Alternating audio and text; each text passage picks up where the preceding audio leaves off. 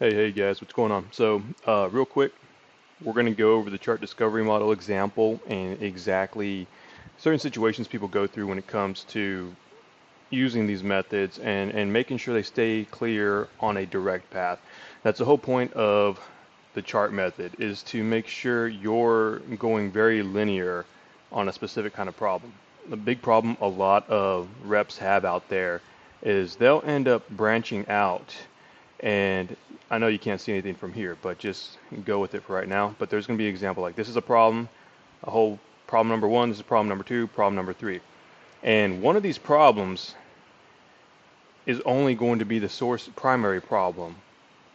All these other problems might be occurring as well, but these other problems might not be the biggest, what do you want to call it, the biggest pain that they're experiencing right now. So find the one that they're really experiencing and focus on that. What a lot of people will do as an example, and I'm just going to go touch in on based on what we do, they'll talk about how the person's going in and their whole issue is going to be a lead generation problem in regards to volume, as an example. And they'll find out like, okay, cool, they're not getting as many leads as they want. All right, that's fine, that's great. Now then they'll dive over here and they'll find out, okay, so they're also not getting that many appointments either. And the appointments they're getting are not qualified. Okay, that's another problem. Then what they'll do is they'll dive over here. Oh, scroll over. As an example, and they'll find out that they also do not have a follow-up issue, or they do have a follow-up issue. They don't have the manpower to basically go in there and help talk to the people that are coming through the pipeline and engage with them and keep them captivated and get them to book. While these other problems are valid, the appointment volume, the follow-up, and the lead gen is going to be your primary culprit. Because without lead gen, you're not going to get an appointment. Without the appointment, or without the lead gen either, there's no reason to have a follow-up process in place. Well, I'm not going to say there's no reason. There's always a reason to, but you know what I mean. But yeah, so that being said, find that specific problem they're going through and focus in on it, zone in, and just dig deep. Because this problem is going to help narrow down the rest of these and knock them down on the after effect anyways. So a good example too, like let's say, with us we do fantastic when it comes to qualifying appointments. So we want to make sure that their lead gen is being resolved. All the leads that are coming through, they're going to be qualified now. It's going to end up solving this problem because just the methods that we use already enhance this right there in general. And then when it comes to the follow-up process, well, guess what? That's part of the problem too that we're solving, but we're not focusing on that. We will lightly touch on that during the entire pitch. We'll be like, oh, by the way, you mentioned you had a follow-up issue, you don't have time to do it. That gets handled in here as well, so it's going to be another perk. But the primary thing is going to be a lead generation issue. Now, when you're focusing on solving that problem, though, you want to make sure you're relating it to the ultimate outcome. So you don't always want to just go in there and say, hey, we're going to solve this lead gen issue and that's it. What's that desired outcome that they're looking for? That's what you want to focus on. And the way you're going to be able to do that really, really well is when you're coming in here and you're focusing on one problem. This is going to allow you to dive in deep, really dig in what's going on. This is why I'm saying focus on one problem. If you go and you dive in, you go to appointment, you do the volume for the lead generation, and you come and you ask just like a super high level question like, how many leads are you doing this month? How many leads did you do that last month? Okay, cool. We did 100 last month and you did 90 this month. Okay, fine. And then you come and go and ask them, so what are you currently doing to try to fix that problem? Okay, so you're looking for help, you're talking to us, you're going on YouTube, XYZ, whatever. What sort of results are you getting from that? Okay, cool, you're getting XYZ results. Now then all of a sudden you start diving into something else as an example. You don't even go further into that. Let's say you start scratching over here. Okay, cool, so of those leads, how many of those are actually converting into appointments? Okay, about like 10% or so. Okay, it's not nothing great. And so what sort of process do you have once a lead's generated? And you kind of go through that. And then they'll go through the whole process for the appointment setting process. Yeah, okay, cool, I got enough information. That's what you're thinking. And then you come over here and you're just talking about the follow-up process. So who's in charge on your sales process, on your sales development cycle? Who's in charge of making sure these leads actually go forth and convert and show up to the appointment? And they'll tell you like, oh, it's either me or I go with the flow on it. I just go and ground and pound the phone and Google Sheets whenever I can, whatever the case may be, whenever I can remember, whenever I have time. All sorts of different things come up. you've touched base on a lot of these. You have, don't get me wrong, that's really good information, and overall, that would probably be a lot better than what most people get out there. But the problem, you still don't really know what else is happening from this lead generation issue when this is the main thing. A good example is that you're focusing on so many other issues over there, from the lead generation. Oh, you're also having appointment setting problems. Oh, you're also having a follow-up issue. And there's really not much else you can really do about that and say how it's affecting their business. I mean, overall, you can be like, yeah, you're not getting your results of qualified appointments. That's the ultimate end result. But when you really want to convert somebody, you want to dive deep into what are they losing by not fixing this problem? What is this ultimately costing? I'm not sure if all of you have heard that. So the whole price, the whole opportunity cost relation, by not doing anything or having a problem solved, you are literally paying money to not have that problem solved. If it's a problem that's costing you 90K per month, that 90K per month could be your 90K. You could be making an extra 90K in revenue, but by not fixing this problem, it's literally costing you that much. That's a 900,000, no, that's a 1 point, oh, I'm terrible at math, 1 million plus problem, literally, on an annual basis. Pretty sure it's worth fixing. So, um, so what you're going to do is just dive deep into that, right? And again, you're going to stay focused on this. And if it leads to other parts, touching on the appointment problem, touching on the follow-up problem, then great. It's not going to hurt. But make sure you just dive deep and focus on a straight path. So let's focus on this quality or the volume for this lead generation as an example. And what sort of methods or what sort of results are you getting from those efforts? That's where we left off, right? Now we're going to go even further. So specifically, you're wanting to improve in regards to the quality, or you like, what exactly is with it on this quality or the volume that's making you say it's not enough? You want to get an idea, because guess what? Don't ever assume anything, but based on the conversation that we're having right now on this actual recording, I haven't asked them how much they're paying per lead, how much they're investing for their ads, or anything like that, right? So when you ask them something like this now, it's going to be like, so what in regards to the volume really makes this bad? Oh, I'm doing 10K a month, and in the past 3 months, I've had 39 leads. Dude, that's terrible. That is balls terrible. I don't, anyway, so that's a problem. That is a huge problem. And so now you have more clarification. He's spent over 30K, and he only had 39 leads come through in those entire 3 months. True story, by the way. Anyways, so dove into that. Now we know exactly what's going on in regards to volume. He's spending a ton of money. Now where's he spending it out? In Google, Facebook, wherever the case may be. So you already found that out up here, obviously. But now you know where that's going, that revenue. And then compared to whatever service you're doing, whatever sort of, if you're marketing and advertisement, if you're a solution for weight loss, whatever the case, you know where they've been investing their time and money and what's been happening. And you know, based on your professionalism and your expertise, what results they should have seen by now. If that person knew what they were doing, whoever they were going with, or whoever they were using, or whatever they were doing themselves. So now, how long has this been going on for? So how long have you been spending this 10K per month? So he only told me the past 3 months. He didn't yet tell me that he had been actually doing this for over a year.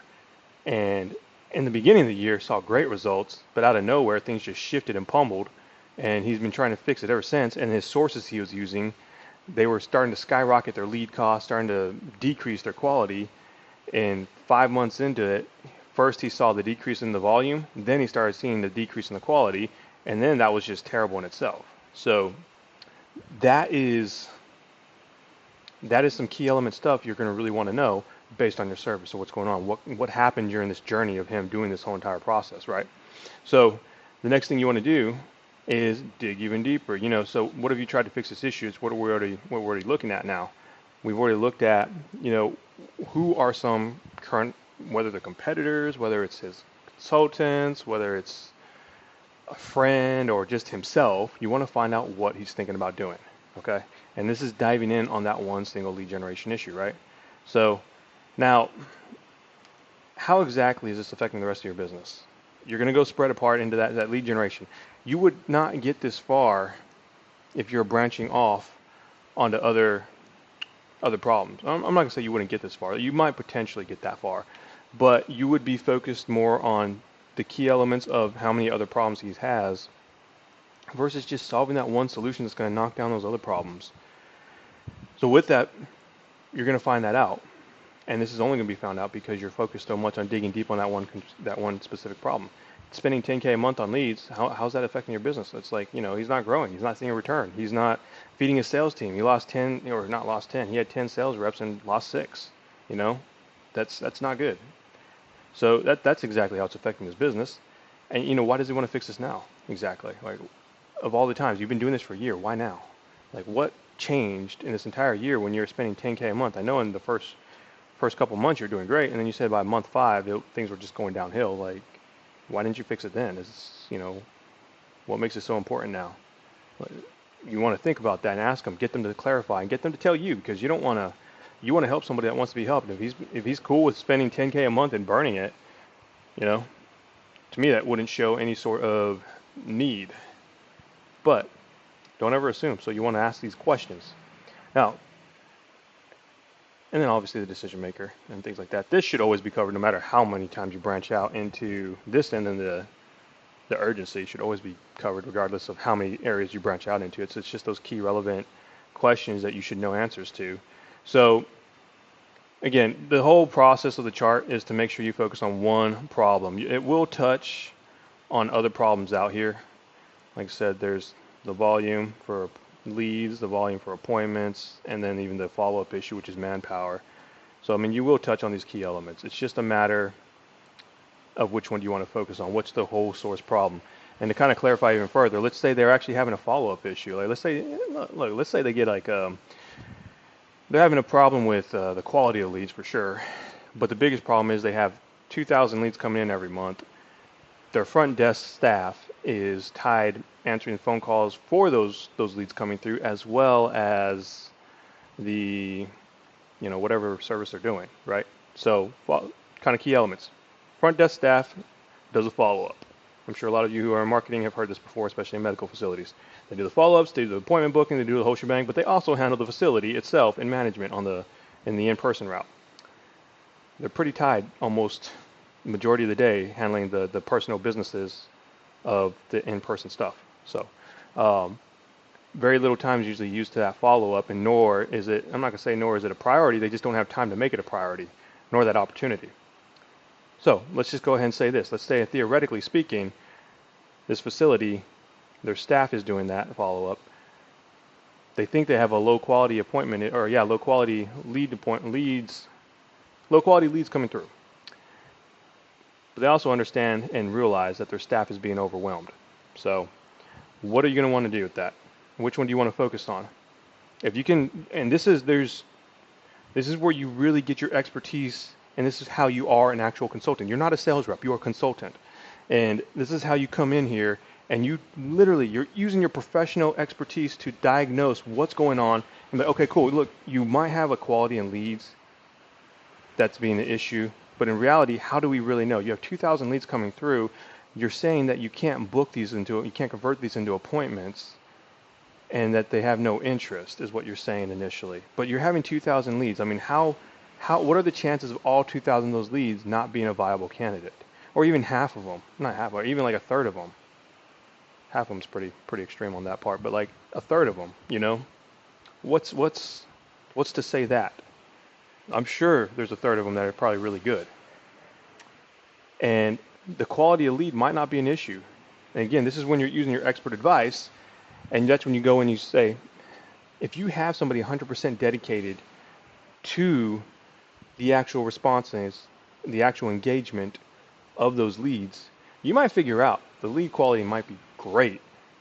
It might be fantastic, but you don't know because you're not following up. We've done a lot of studies in the past. We've done a lot of testing and analysis and looked at the results. If you don't touch base with the lead in the first 5 minutes of them opting in, that engagement tanks by about 400%.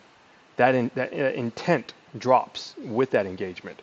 So what does that mean? If your intent is dropping, it means you don't have a care for whatever it is you opted in for. It means you don't want to even think about it anymore, typically. It's one of those things where, you get a brand new toy, you're excited about it, then it just goes away and you never think about that toy again. Same concept with the intent on what they are looking at for advertisement. The world is such a fast-pacing, moving environment with marketing, they lose interest really quick. They find something else that catches their attention, whether it's related to that initial subject or not. So call them in the first 5 minutes. And if their staff is not able to call them in the first 5 minutes, maybe that intent really is there. Maybe it is really high, but they're just not capitalizing on it. We don't know this yet, but you have to ask these questions to figure it out and give your advice on that. So if you do get hold of them in the first 5 minutes, that intent is through the roof. You have about, like I said, about a 400% chance increase on actually getting them to convert. You lose that 400% chance if you don't call within the first 5 minutes. Between the 5 minute and 10 minute mark, you're literally down to like a 10% mark. And at that point, what's the best thing? Follow up and engagement. We found out 6 touch points or more, you give that opportunity to reignite that intent for that specific prospect up to 90%.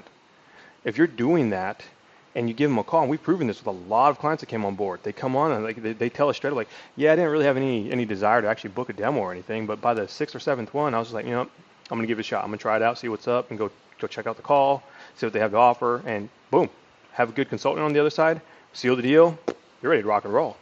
So anyways, whole point of that is the data proves everything. There's a result. You can't argue with data or results. Now you need to get that person for the specific kind of prospect we're talking to in regards to the follow-up issue with their staff. You need to get a person plugged in. You need to explain it to them. There might not be an issue at all. If you solve that follow-up issue, you might go ahead and solve that quality issue for that lead gen problem. Maybe it's just the fact you're not getting hold of them in time. And again, if you don't dive deep into that and you just go with exactly what they say, they might think, oh, it's a lead quality issue. They might not know. They might not understand. This is not their profession. They are not the experts at what it is they're coming to you for. So keep that in mind. This is, again, the whole reason for the chart method, to dig in deep, focus on that one problem, find out exactly what's going on. And guess what? You might ask a bunch of questions. Let's say we dive down the rabbit hole of lead quality. And then you start asking more and more questions. You're going to get deep down this rabbit hole, and you will eventually find out, if this is not the primary issue, that the follow-up is probably the primary issue. Who knows at this point? Like, okay, cool. So, we've been talking about this for like 5 minutes as an example, 10 minutes. And just based on the information, I don't think it's possible it could be the quality. It's possible. But you're telling me that your staff is the one in charge of calling everybody, right? Yeah. And then how quickly are they able to respond to those leads once they opt in? Well, I mean, sometimes a couple of hours, sometimes the next day, They get hold of them though most of the time. Okay. But not like fast, not within the first 5 minutes. No, not within the first 5 minutes. All right, well, that is a huge issue, first off. And no matter how good your lead generation is for lead quality, it's going to always produce poor quality. And I'll explain why. Do you mind if I walk you through this real quick? Yeah, sure. No problem. Tell me what's up. So you walk them through and you start telling them, like, hey man, so we've done all sorts of studies. We found if you don't call them in the first 5 minutes, and you start walking down that path, and you start looking at them and talking to them, see if they're opposed to adding on an extra person that's 100% dedicated to following up with leads. Because that's the next thing you need to make sure they're okay with, is adding on another headcount, or if they have somebody in-house they can really truly dedicate to that position. So you would not have found all this out if you didn't focus on one little aspect. You found out the lead quality was bad, then you found out the follow-up was bad. Am I going to say it's not going to be successful in the closing? No, but they're not going to really see you as the expert consultant at that point. When you dive down one hole and you start diving into that problem, and then you start consulting with them on that problem, and then you deviate from there and you tell them, hey, here's what's really going on, they really see you as the expert. Think about it from a doctor perspective. When you go to a doctor and you tell them what you're feeling and you have in your mind what you think it is, and then they come and they tell you, like, hey man, so I don't think you're going through X, Y, Z. I think, I did some tests, took some of your blood, we did X, Y, Z, and we found this out, and with all the results we're getting back, it looks like that you've actually got ABC going on. And here's how we fix that and treat that. And typically people that are going through this, they are experiencing WTF syndrome or symptoms or whatever, When you're telling them things like this, you're telling them what people are typically experiencing, and it's similar to exactly what they're experiencing. They're going to start listening to you. They're going to be like, oh, you're suggesting something else, and you're saying that people experience this same exact thing when they're going through this, and when they fix this, it fixes ABC. Got it. Tell me more. That's the whole point of chart. That's it. Keep it streamlined, keep it simple. There's all these complexities and swim pools and all sorts of different things going down. And I know this, from a high-level view, looks semi-confusing. It's really not.